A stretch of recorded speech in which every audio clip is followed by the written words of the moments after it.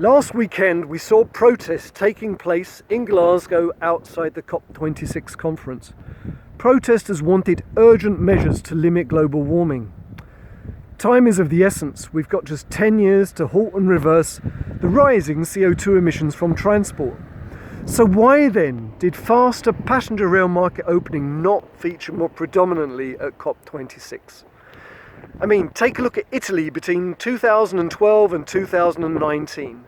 Since market opening and competition between two different operators on the tracks began there in 2012, the average fare paid by passengers has dropped by 40% and the number of passengers has grown by 108%.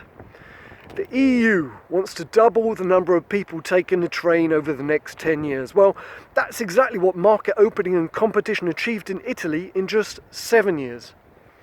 And there are more examples from around Europe as well, such as over the last 6 months in Spain. All in all, there's growing evidence that faster market opening is not just one of the key solutions, but it's probably the key solution to achieve faster modal shift to rail. By contrast, if the rail sector just moves forward with the same business models as back in the 1970s and 80s, then we don't think there'll be any growth over the next 10 years. Instead, the sector will probably become even smaller.